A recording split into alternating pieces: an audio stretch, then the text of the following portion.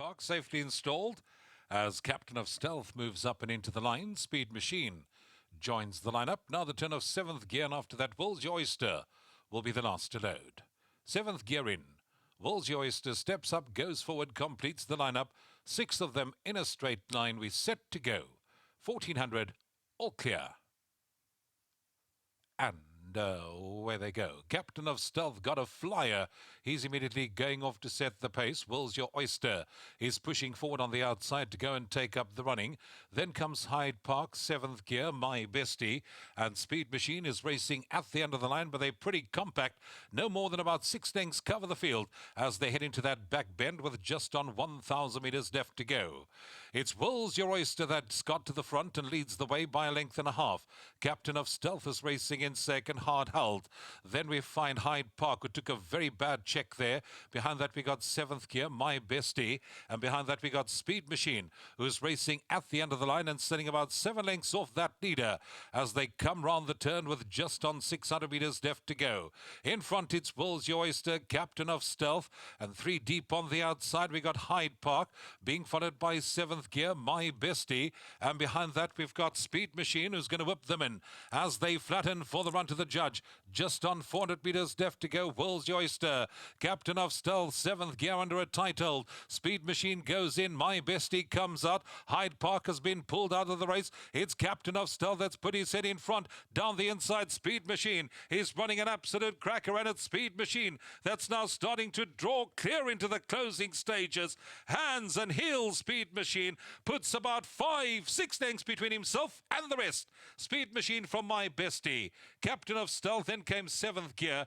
Behind that we had Woolsey Oyster, and then only came Hyde Park. Very, very impressive win. They were fanned across the track, but once Speed Machine got going on the inside, the further they go, the further he'll win by as he starts to draw clear into the closing stages.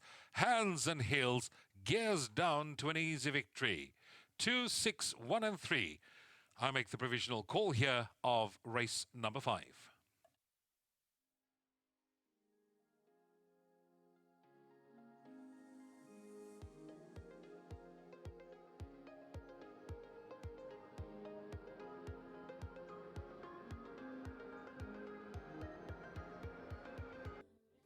Well, I'm glad we chatted to Justin earlier on. He did say that if Speed Machine decides to run, he loves these conditions. Well, it's going to be no race. He was exactly spot on. This horse absolutely relished the conditions today, and it has to go down as one of the best chance rides Aldo's ever picked up. You absolutely just had to sit there at one point. He did the rest himself.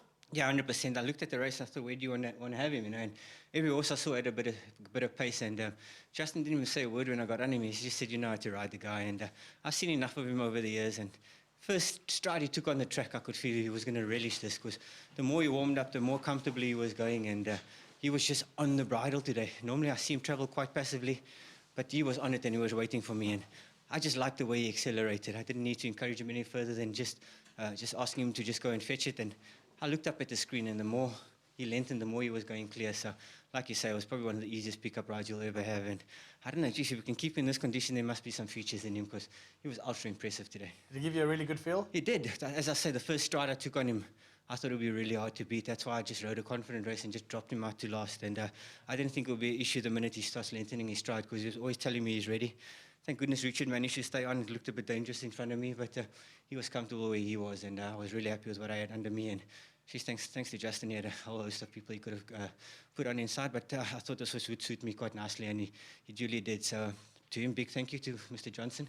Really pleasant eventually having a ride in these colours and bringing them home. Fantastic stuff. Well, I'll tell you what, you didn't just bring him home, you absolutely trotted up. Well done. Thanks so much. Thank you to Justin and his whole team. Excellent stuff. Justin did mention that you thought that Aldo would actually suit this horse, and that proved to be pretty valuable as well. Yeah, they both got a winter coat. You must have been impressed with that. You did say that on his day he could beat this field, and geez, it was obviously his day. Grant, it can be a frustrating, this horse. I must say, Legislate towards the end of his career was the same. So much talent, but always just had those moments. For Nick and I, you know, we know that this is what he's capable of, but he needs these type of races, and this is where he does well. And then as soon as we step him up into something bigger, he just sadly I don't know, it's a weird thing. I think the blinkers today made a little bit of a difference. I think certainly that's something to look at. And sadly, Hyde Park was, I don't think it was anyone's fault. I think there was a horse racing very keen. Came across Hyde Park and that rider had to then go out and that was Richard Dunn. Okay. So, but I think it's through, I think Captain of Stealth took a bit of a hold. But very interestingly, last time you mentioned that he did stop quite badly in his Yeah. last start. He pulled far too hard When that you time said as that, well. I figured it out, that we in for the big chance. So just really well done to Nick Chevelli on breeding him.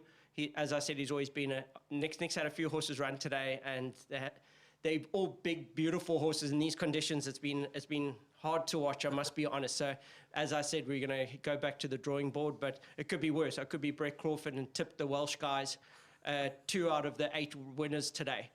I'll tell you what, he's already said to me he's not going back to the 1880. Have you seen the size of those Welsh players?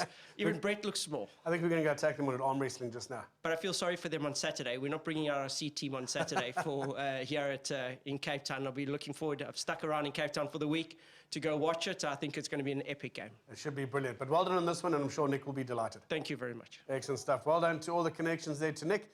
It's been a frustrating day maybe, but this one certainly put the cherry on the cake because he hasn't just won. He's absolutely trotted up. And well done to all the connections there. Colin Studfarm, who bred him, and Aldo de Meyer, probably the easiest pickup ride he's ever had to jump on board. And I'm sure Grant van Niekerk might be sitting at home thinking, damn, maybe I should have stayed a little bit later.